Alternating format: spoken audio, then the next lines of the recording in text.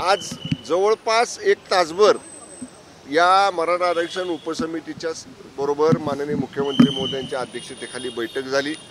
अतिशय सकारात्मक चर्चा झाली। आता तुम्ही म्हणताय लाईव्ह पाहिले तर आम्हाला बैठकीतनं समजत नव्हतं की लाईव्ह बाहेर चालू आहे का काय, परंतु त्या बैठकीबरोबरच कायदेशीर बाबी काय आहेत, सुप्रीम कोर्टाचे जे क्युरेटिव्ह पिटिशनचा पर्याय आहे त्याच्यामध्ये काय गोष्टी आणल्या पाहिजेत पुढे, ह्या सगळ्या गोष्टीची जवळपास मॅरेथॉन बैठका माननीय मुख्यमंत्री महोदयांनी घेतल्या। एकदम सकारात्मक चर्चा झाली आणि आपण जर असं म्हणत असाल की परत बैठक झाल्यानंतर माननीय जरांगे पाटील साहेबांनी काही वक्तव्य केलं किंवा काही स्टेटमेंट दिलं तर ते मी ऐकलेलं नाही, पण आज आम्ही त्यांना सगळ्यांनी सांगितलं ज्या काही गोष्टी त्यांनी पॉईंट आउट केल्या, बाबा काही ठिकाणी सर्वे झालेला नाही, काही ठिकाणी विशेष कक्ष जे कुणबी प्रमाणपत्र द्यायसाठी सुरू केले होते ते बंद आहेत, ह्या सगळ्या गोष्टी इमिजिएट ॲक्शन माननीय मुख्यमंत्री महोदयांनी घेतल्या।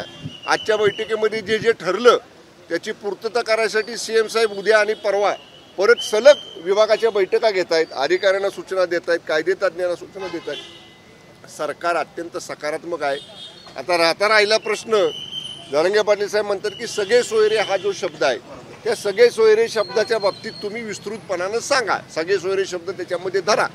तर त्याच्यासुद्धा बाबतीत जे आपले रिटायर्ड जस्टिस शिंदे साहेब आहेत, रिटायर्ड जस्टिस गायकवाड साहेब आहेत, त्यांना याच्या बाबतीतली व्याख्या नेमकी कशी आहे, त्याला कायदेशीर आधार कसा घेता येईल सगळे सोयरे शब्दाला, हे सुद्धा तपासायला किंवा याच्या बाबतीत सुद्धा महाअभियोक्ता म्हणजे ॲडव्होकेट जनरल होते आजच्या बैठकीमध्ये, त्यांना सुद्धा सीएम साहेबांनी सांगितलं की हे सगळे सोयरेच्या बाबतीतली सुद्धा व्याख्या तपासा आणि त्याच्या बाबतीत सुद्धा लवकरच परत बैठक माननीय मुख्यमंत्री महोदय घेणार आहेत। साहेब म्हणजे माननीय मुख्यमंत्री महोदय अत्यंत सकारात्मक आहेत। असं असताना मी समारोप करताना आभार जेव्हा बैठकीचे मी मानले तेव्हा मी जरांगे पाटील दादांना विनंती केली की तुम्ही सुद्धा सकारात्मक प्रतिसाद द्या।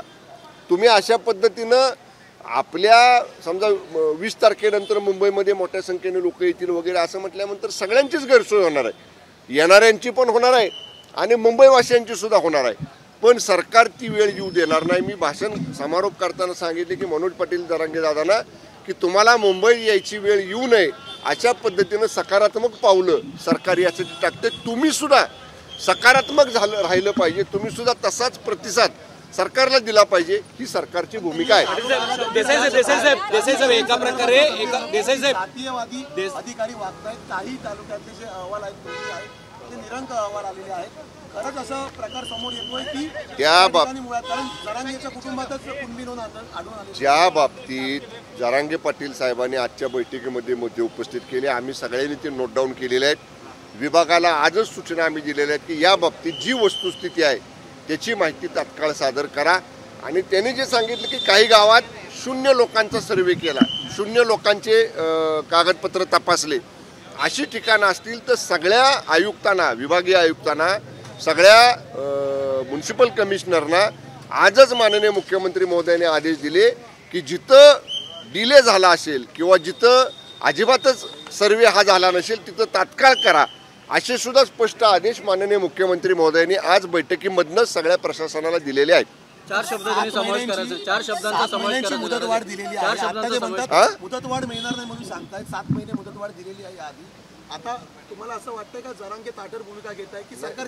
मला त्यांना एकच म्हणायचं आहे, ते 2 वेळा त्यांनी मुदतवाढ दिली ह्याच्याबद्दल दुमत नाही, पण पाठीमागे 60 वर्ष जे झालं नाही, मला सांगा तुम्ही की जरांगे पाटील साहेबांनी स्वतः सांगितलं, आज बच्चू कडू साहेबांनी बैठकीत सांगितलं की याच्यापूर्वी प्रमाणपत्र मिळवायला आणि कागदपत्र तपासायला किंवा पडताळणी करायला साधा तलाठी कुठे येत नव्हता, आता सगळे वरिष्ठ अधिकारी गावागावात फिरायला लागले। म्हणजे पूर्वी जे 60 वर्ष झालं नाही ते शिंदे साहेबांनी शब्द दिल्यापासून गतीनं काम सुरू केलं। सगळे कलेक्टर, सगळे कमिशनर, सगळे प्रांत अधिकारी, सगळे तहसीलदार, सगळे मंडल अधिकारी सगळे या कामामध्ये आहेत।